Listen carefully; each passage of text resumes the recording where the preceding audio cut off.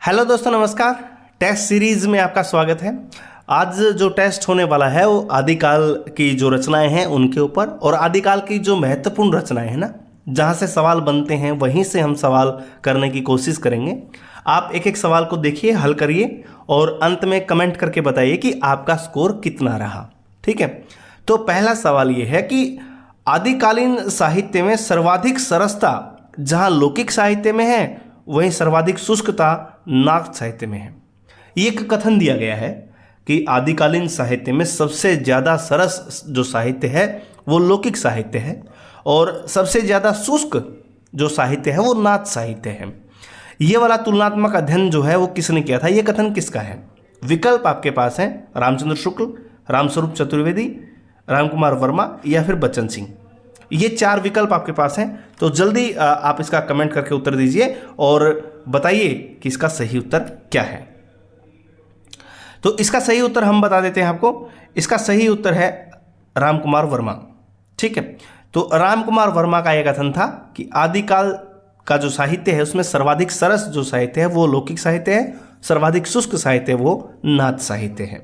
ठीक है, चलिए दूसरे सवाल की तरफ आते हैं। दूसरा सवाल देखिए कि आदिकालीन साहित्य में नायक जहां अलौकिक गुणों से युक्त है, वहीं नायिकाएं जो है लौकिक ही दिखाई देती हैं। एक और तुलनात्मक अध्ययन का सवाल कि आदिकालीन जो साहित्य रचा गया था उसमें नायिकाओं में जो है वो लौकिक गुण हैं और नायक में जो है अलौकिक गुण हैं। ये वाला कथन किसका था? रामचंद्र शुक्ल, रामकुमार वर्मा, गुलाब राय या फिर विश्वनाथ प्रसाद मिश्र। ये चार विकल्प हैं, उत्तर दीजिए और देखिए कि आपका उत्तर सही है या गलत है। तो इसका सही उत्तर है विश्वनाथ प्रसाद मिश्र। तो जिन्होंने भी डी का चयन किया है, जो डी मानते हैं उत्तर घ है, उसका सही है। विश्वनाथ प्रसाद मिश्र का मानना था कि आदिकालीन साहित्य में नायक जो है अलौकिक गुणों से युक्त है और नायिकाएं लौकिक ही आपको दिखाई देंगी। ठीक है, अगले सवाल की तरफ आते हैं। तीसरा सवाल क्या कहता है? तीसरा सवाल असंगत का चयन करिए। और जब जब ऐसे सवाल बनेंगे तो याद रखिएगा 5-5 सवाल एक सवाल में होते हैं। ठीक है, और इसलिए पेपर जो है ज़्यादा लेंथी लगने लग जाता है। पहला कथन है कि आदिकालीन साहित्य परस्पर अंतर विरोधों का साहित्य है। ये कथन रामकुमार वर्मा का है। दूसरा है कि आदिकालीन साहित्य मुख्यतः प्रेम और वीर रस से संबंधित है। ये विश्वनाथ प्रसाद मिश्र का है। आदिकालीन कवि मनुष्य को ईश्वर के रूप में चित्रित करना चाहता है, ये बच्चन सिंह मानते हैं। और चौथा कथन है कि आदिकाल अत्यधिक विरोधों और व्याघातों का युग है, ये हजारी प्रसाद द्विवेदी मानते हैं। तो आपको बताना है कि इन चार में से गलत कौन सा है। चार विकल्प हैं, इनमें से गलत का चयन आपको करना है कि गलत कौन सा था। तो बिल्कुल बहुत सारे लोगों का सही उत्तर है कि आदिकालीन कवि जो है मनुष्य को ईश्वर के रूप में चित्रित करना चाहता है, ये बच्चन सिंह मानते हैं। ये बात गलत है। आदिकालीन साहित्य अंतर विरोधों का साहित्य, ये रामकुमार वर्मा मानते हैं, बिल्कुल सही है।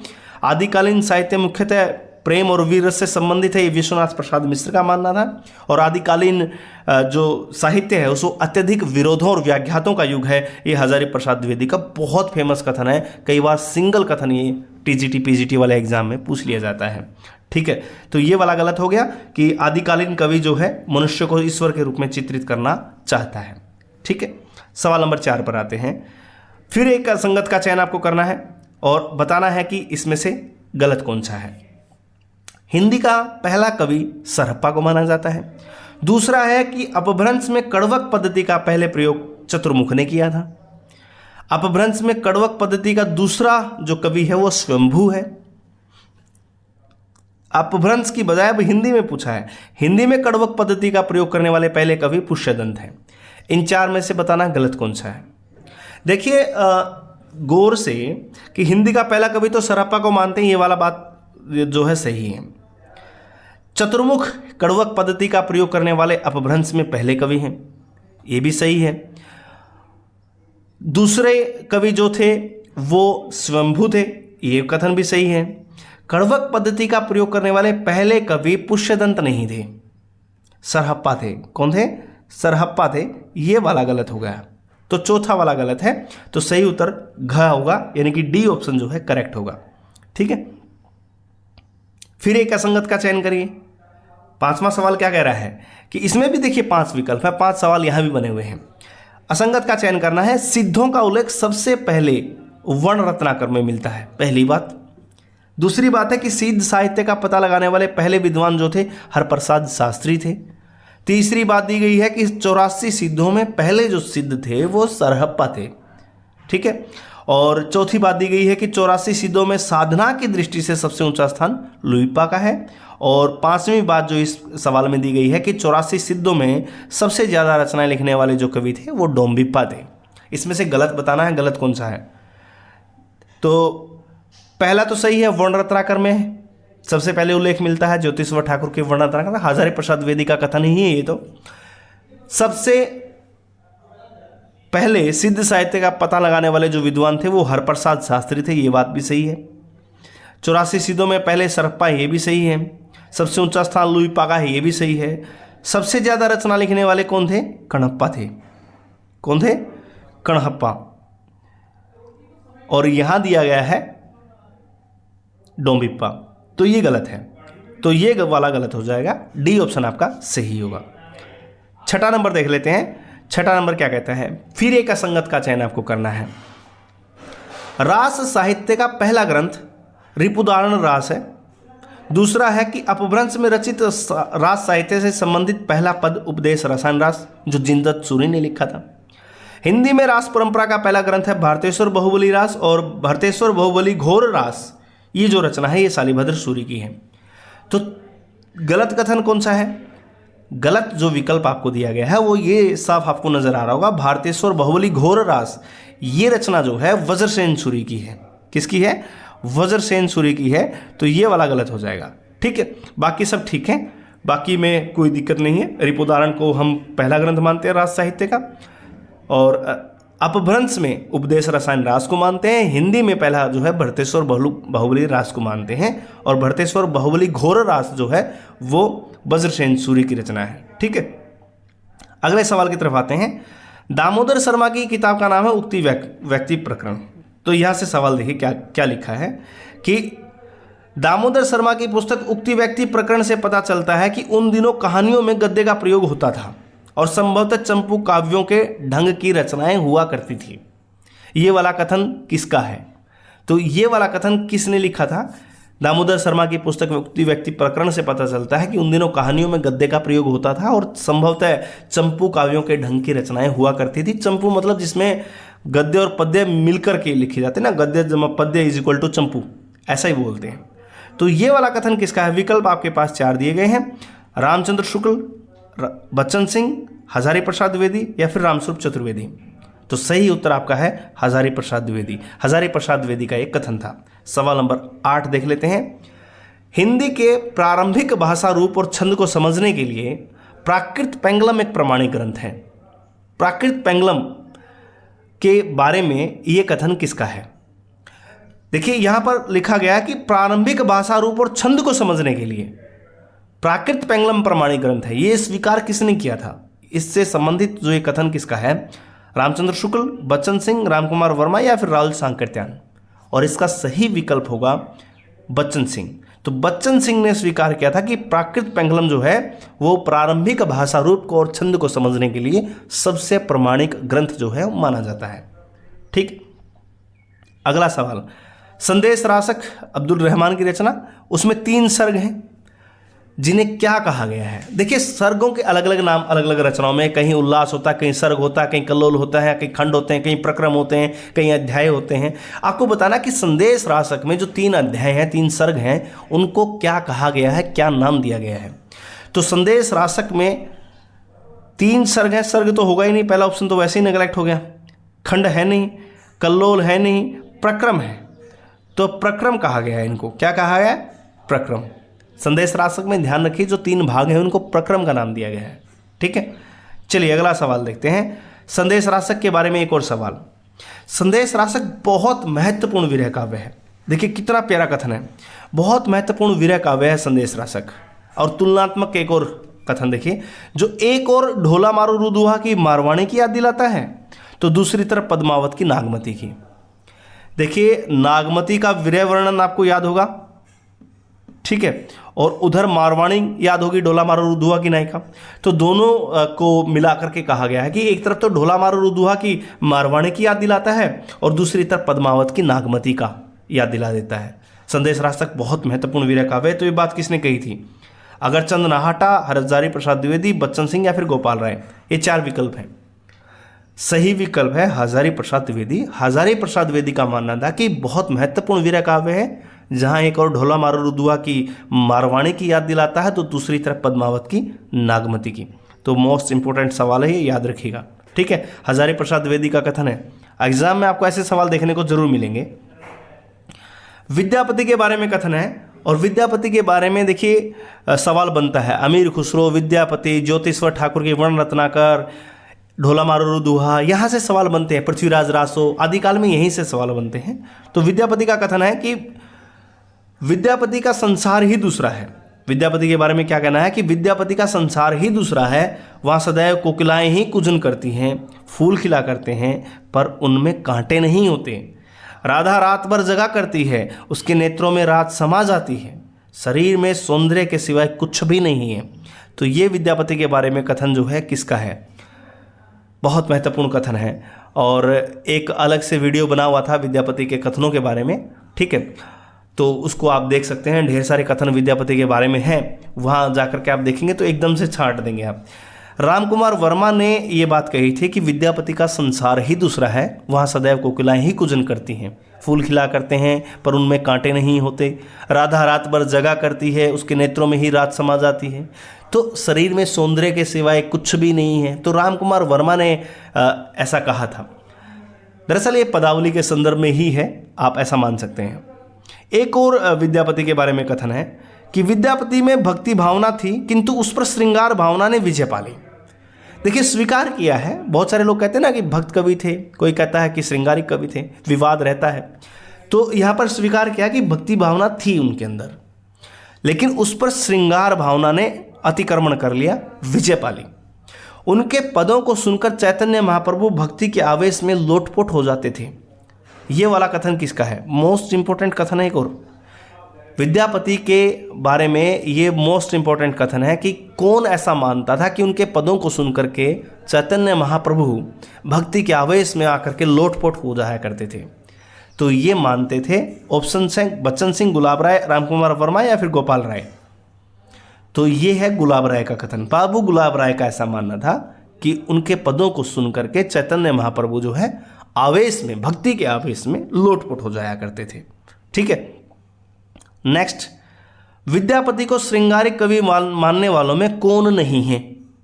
देखिए, श्रृंगारिक कवि विद्यापति को माना है, भक्त कवि माना है, आध्यात्मिक कवि माना है। बहुत सारे लोगों ने अलग अलग टिप्पणियां की हैं, आपने सूत्र भी बना रखा होगा, तो वो सूत्र अपना इस्तेमाल करिए और बताइए कि विद्यापति को श्रृंगारिक कवि मानने वालों में कौन नहीं है। शुक्ल जी, सुभद्रा झा, रामवृक्ष बेनीपुरी, बच्चन सिंह, रामकुमार वर्मा, हरप्रसाद शास्त्री या फिर जनार्दन मिश्र, ठीक है। तो इनमें बताइए कौन इनको जो है श्रृंगारिक नहीं मान रहा। सही विकल्प है जनार्दन मिश्र, बिल्कुल। आपको एक वर्ड याद आया होगा, जनाजा, ठीक है, जनाजा वर्ड। 3 कवि थे, नाम मैं नहीं बताऊंगा, ट्रिक मैंने आपको बता दी है। वो 3 इसको श्रृंगारिक नहीं मानते। वो क्या मानते हैं? भक्त कवि मानते हैं कि आध्यात्मिक? वो आप जाकर के देखिए, ट्रिक मैंने बता दी है, ठीक है। तो श्रृंगारिक जो है वो नहीं मानते, ये वाले जो है श्रृंगारिक मानते हैं। जितने भी हैं, शुक्ल जी मानते हैं, रामवृक्ष बेनीपुरी मानते हैं, रामकुमार वर्मा है, हरप्रसाद शास्त्री हैं, सुभद्रा जहाँ है, ये सब इसको श्रृंगारिक मानते हैं, ठीक है। चलिए नेक्स्ट, विद्यापति के संदर्भ में असंगत का चयन करिए। एक और सवाल विद्यापति के बारे में, देखिए ध्यान से। विद्यापति को जो उपाधियां दी गई थी उसके बारे में कथन है कि विद्यापति को मैथिल कोकिल मिथिला के विद्वानों द्वारा मिला था नाम। पंचानन विद्यापति को उपाधि मिली थी हजारी प्रसाद द्विवेदी से। पंचदेव उपासक विद्यापति को माना जाता है, इसको माना था हरप्रसाद शास्त्री ने। जातीय कवि या अपरूप का कवि बच्चन सिंह कहते हैं। कूच कवि रामकुमार वर्मा कहते हैं, या अभिनव जयदेव जो है शिव सिंह का मानना था, या शिव सिंह की दी गई उपाधि है। इसमें से गलत कौन सा है? मैथिल कोकिल मिथिला के विद्वानों ने कहा था, सही है। पंचानन हजारी प्रसाद द्विवेदी ने कहा था, ये भी सही है। पंचदेव उपासक हजारी प्रसाद द्विवेदी हरप्रसाद शास्त्री का है, जातीय कवि बच्चन सिंह ने कहा है, अपूर्व का कवि बच्चन सिंह ने कहा है, अभिनव जयदेव सिर सिंह की दी गई उपाधि है। तो कूच कवि इनकी नहीं है, कूच कवि रामकुमार वर्मा की उपाधि नहीं है, ये वाला गलत हो जाएगा। तो कूच कवि जो है रामकुमार वर्मा द्वारा दी गई उपाधि नहीं है, ठीक है। तो कूच कवि कहा किसने था, चलिए बता देते हैं। कूच कवि कहा था बाबूराम सक्सेना ने। बाबूराम का नाम याद है, बाबूराम सक्सेना कूच कवि उन्होंने कहा था। इसके अलावा हरप्रसाद शास्त्री जो हैं उन्होंने भी कूच कवि कहा था विद्यापति को, ठीक है। विद्यापति को कूच का कवि इन्होंने माना था, दोनों आदमियों ने। सवाल नंबर 15 देखिए, अमीर खुसरो ने कौन सी रचना गयासुद्दीन तुगलक के पुत्र को भाषा का ज्ञान देने के लिए लिखी थी। देखिए अमीर खुसरो के समय पर राजा था गयासुद्दीन तुगलक। जब देखिए अमीर खुसरो ने, ऐसा माना जाता है कि 7 राजाओं का आरोहण देखा है, 13 राजा उसमें थे, बहुत सारे नाम हैं इसके साथ जुड़े हुए। तो गयासुद्दीन तुगलक के पुत्र को भाषा ज्ञान देने के लिए कौन सी किताब इन्होंने लिखी थी। नूहसीपर, खालिक बारी, नजराने हिंद, हालाते कन्हैया। बहुत आसान सवाल ये बन गया है, क्योंकि देखिए खालिक बारी ही ऐसी है जो भाषा ज्ञान के आधार पर इसकी किताब यहाँ पर है। तो खालिक बारी इसका सही उत्तर हो जाएगा, ठीक है। तो ये जिसका कथन है अपने आप को नंबर दे लीजिए और देखिए कि आप कहाँ तक बैठ गए हैं। 15 सवालों में आपके कितने गलत हुए हैं, कितने सही हुए हैं, देखिए। आगे बढ़ते हैं, सवाल नंबर 16 पर आते हैं। खुसरो हिंदी के पहले कवि हैं जिन्होंने आदिकाल में मनोरंजन पूर्ण साहित्य लिखा। कथन है कि खुसरो हिंदी के पहले कवि जिन्होंने आदिकाल में मनोरंजन पूर्ण साहित्य लिखा। खुसरो के बारे में यह कथन किसका था। हजारी प्रसाद द्विवेदी, गुलाब राय, बच्चन सिंह या फिर रामस्वरूप चतुर्वेदी। किसका है ये, सही बताइए। तो इसका सही उत्तर होगा हजारी प्रसाद द्विवेदी। हजारी प्रसाद द्विवेदी वो थे जिन्होंने माना था कि खुसरो हिंदी के पहले कवि हैं जिन्होंने आदिकाल में मनोरंजन पूर्ण साहित्य लिखा था। अगले सवाल की तरफ आए। अगला सवाल क्या कहता है, सवाल नंबर 17 कहता है कि खुसरो ने लोकरुचि को ध्यान में रख करके साहित्य रचना की थी। लोकरुचि को ध्यान में रख के साहित्य रचना की थी। उनकी रचनाओं में तत्कालीन संस्कृति की झलक भी विद्यमान है। तो कुल मिला के कुल जमा बात यह है कि वे सही अर्थों में जनकवि थे। तो जनकवि मानना खुसरो को बता करके उन्होंने लोकरुचि को ध्यान में रखकर रचा लिखा। तो ये जनकवि किसने माना, अमीर खुसरो को। ऑप्शंस हैं शुक्ल, बच्चन, गुलाब राय या फिर रामकुमार वर्मा। 4 कथन है। तो इसका सही उत्तर है गुलाब राय। कौन है, गुलाब राय। तो गुलाब राय इसका सही उत्तर हो जाएगा। जिसका गुलाब राय है उसका ठीक है, बाकी अपना थोड़ा सोचिए कि आप कहाँ गलती कर रहे हैं। एक और अमीर खुसरो के बारे में सवाल है कि अमीर खुसरो की हिंदी रचनाओं का पहला संकलन जिसका नाम था जवाहरे खुसरवी, 1918 में मौलाना रशीद अहमद सालेम ने कहाँ से प्रकाशित करवाया था उसको। देखिए 2 सवाल है यहाँ पर। जवाहरे खुसरवी पहला संकलन कब आया, 1918 में आया। प्रकाशन किसने करवाया, मौलाना रशीद अहमद सालेम ने। अब आपसे पूछा यह है कि कहाँ से करवाया था, ठीक है। तो ऑप्शन है बनारस, काशी, अलीगढ़ या फिर इंदौर। सही उत्तर है अलीगढ़। कहाँ से, अलीगढ़, जहाँ से ताले अच्छे बनते हैं ना, वही वाला अलीगढ़ है। चलिए अगले सवाल की तरफ आए। 19वां सवाल क्या कहता है, बहुत इंपॉर्टेंट। पृथ्वीराज रासो प्राचीन काल की साहित्य की पिंगल भाषा का ग्रंथ है। प्राचीन भारत की पिंगल भाषा का ग्रंथ पृथ्वीराज रासो है, ये किसने माना था। शुक्ल जी का तो ऐसा कथन है नहीं, आपने शुक्ल जी का इतिहास पढ़ लिया, चाट लिया उसको पूरा से, नहीं है। नरोत्तम स्वामी का भी ये कथन नहीं है। ये श्याम सुंदर दास का कथन है। किसका है, श्याम सुंदर दास का मानना था कि पृथ्वीराज रासो प्राचीन काल की साहित्य की पिंगल भाषा का ग्रंथ, जो उनकी भाषा साहित्य को लेकर के किताब उन्होंने लिखी, इतिहास जिसमें भाषा का उल्लेख है, तो वहाँ पर ये टिप्पणी है कि प्राचीन काल की जो साहित्य की पिंगल भाषा है वो पृथ्वीराज रासो में देखने को आपको मिलेगी। तो ये श्याम सुंदर दास का कथन है। सवाल नंबर 20 देखिए, फिर एक सवाल पृथ्वीराज रासो का। उसके सर्गों में असंगत बताना है। नाम दिए गए हैं कि पहला जो सर्ग है वो आदि पर्व समय के नाम से जाना जाता है, ये तो सही है। दूसरा है दासम समय के नाम से माना जाता है, ये भी सही है। 20वां जो है पद्मावती समय, ये बहुत महत्वपूर्ण है, याद रखिएगा हमेशा, ये सही है। 57वां जो है कयामास वध, ये भी बहुत महत्वपूर्ण है, बहुत ही महत्वपूर्ण है, ये भी सही है। 61वां जो है कनवज्य समय, सबसे बड़ा सर्ग है कनवज्य समय, वो 61वां है, 61 नंबर, ये भी सही है। ये सबको आपको याद भी होंगे। 69 का है अंत पर्व समय, ये वाला गलत हो गया। तो यही वाला उत्तर हो जाएगा। 69 वाले का नाम है महोबा समय। क्या नाम है? महोबा समय। याद रखिए इसको, महोबा। ठीक है, आला उदल वाला नाम है ना महोबा में, ठीक वही वाले। अब अगला सवाल देखिए, सवाल नंबर 21 क्या कहता है कि सदा तरैया ना बन फूले, यारो सदा ना सावन होए, स्वर्ग मढ़ैया सब काहू को, यारो सदा ना जीवे कोई। ये वाली पंक्ति किससे ली गई है? ऑप्शंस हैं पृथ्वीराज रासो, हमीर रासो, परमार रासो, विजयपाल रासो और बिसलदेव रासो। ये वाले ऑप्शंस आपको दिए गए हैं और आपको बताना है कि ये पंक्ति कहाँ से ली गई है। बहुत इंपॉर्टेंट सवाल है, मोस्ट इंपॉर्टेंट सवाल में से एक बन जाता है। ठीक है, सदा तरैया ना बन फूले, यारो सदा ना सावन होए, स्वर्ग मढ़ैया सब काहू को, यारो सदा ना जीवे कोई, 12 बरस ले कुकर जी और तेरा लिए सियार, बरस 18 क्षत्रिय जी, आगे जीवन को अधिकार। ठीक है, तो ये वाली पंक्ति कहाँ से ली गई है? पृथ्वीराज रासो, अमीर रासो, परमार रासो, विजयपाल रासो और विशलदेव रासो। सही उत्तर क्या है? सही उत्तर है परमार रासो। परमार रासो से पंक्ति ली गई है। किससे ली गई है? परमार रासो से। ठीक है, सवाल नंबर 22 देखते हैं। सवाल नंबर 22 क्या कहता है? किसका बेटा किसकी बहू, बाप सवारथ मिलिया सहू। ये पंक्ति किसकी है? नाथ साहित्य से पंक्ति है। किसका बेटा किसकी बहू, बाप सवारथ मिलिया सहू। गोरखनाथ, मच्छेंद्रनाथ, जलंधरनाथ, चरपटनाथ, चुरंगीनाथ। सही विकल्प क्या है? बहुत फेमस ये कथन बन जाता है। तो ये चरपटनाथ की पंक्ति थी, किसका बेटा किसकी वो, बाप सवारथ मिलिया सहू। आपको रटी हुई पंक्ति होगी, चरपटनाथ की पंक्ति थी। ठीक है, चलिए सवाल नंबर 23 देखते हैं। सट भाषा पुराणम च कुराणम कथित माया मया। यह पंक्ति पृथ्वीराज रासो के किस सर्ग से ली गई है? सर्ग का नाम आपको बताना है कि कौन सा सर्ग है जहां से ये पंक्ति ली गई है। सट भाषा, 6 भाषाएं, और इसमें सच में 6 भाषाएं हैं, उनका जिक्र है। सट भाषा पुराणम च कुराणम कथित मया, यह पंक्ति किस सर्ग से ली गई है, किस समय से ली गई है? तो ये पहले वाला ही समय था जिसको हम आदि पर्व नाम से जानते हैं। तो आदि पर्व समय से ही ये पंक्ति ली गई है। सवाल नंबर 24 देखते हैं क्या कहता है। रचना काल के अनुसार सही अनुक्रम आपको बताना है। 4 रचनाएं दी गई हैं आप तक और नाम देखिए रचनाओं के क्या है। राउलवेल, कुवल्यमाला, वर्ण रत्नाकर, उक्ति व्यक्ति प्रकरण। देखिए ध्यान से देखिए, सबसे पहले कौन सी आती है? तो सबसे प्राचीनतम ग्रंथ जो माना जाता है वो माना जाता है कुवल्यमाला। तो कुवल्यमाला तो नंबर 1 पर आएगा ही आएगा, सबसे पहले तो यही है।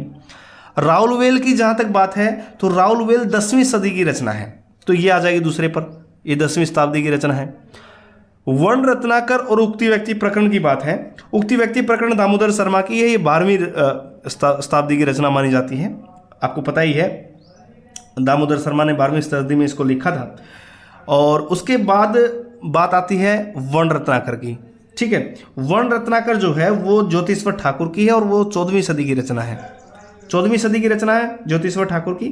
और मैथिली भाषा के ये कवि माने जाते हैं। मैथिली का विश्वकोश भी इसको रचना को माना जाता है। ये बहुत महत्वपूर्ण तथ्य आपके लिए हो सकता है। तो सही विकल्प पहले तो कुवल्यमाला, तो ऑप्शन 3 जो है वो सही विकल्प इसका हो जाएगा। सवाल नंबर 25 की तरफ आते हैं। विद्यापति ने कीर्तिलता की रचना अवहट भाषा में की थी, तो अवहट का क्या मीनिंग है? अवहट का मीनिंग क्या है? डिंगल भाषा, पिंगल भाषा, मैथिली युक्त व्रज भाषा और मैथिली युक्त विकसित अपभ्रंश भाषा। सही उत्तर इसका क्या होगा? तो मैथिली और अपभ्रंश भाषा जब मिलती है तो उसको अवहट बोलते हैं। मैथिली युक्त विकसित अपभ्रंश भाषा, ये इसका सही विकल्प हो जाएगा। तो 25 सवाल आपने देखे, तो आप बताइए कि 25 में से कितने अंक आपको मिले हैं। कमेंट करके बताइए कि कितने आपके सवाल सही थे, कितने आपके सवाल गलत हुए, 25 में से कितने अंक आपको मिले। ठीक है, तो इसी तरीके से हम टेस्ट सीरीज़ को रखते रहेंगे और आप अपनी तैयारी को एक अंजाम देते रहिए और जुड़े रहिए हमारे साथ। लाइक शेयर सब्सक्राइब जरूर करते रहिएगा। बहुत बहुत धन्यवाद। मिलते हैं अगली कड़ी में अगले टेस्ट के साथ। ठीक है, तब तक के लिए नमस्कार।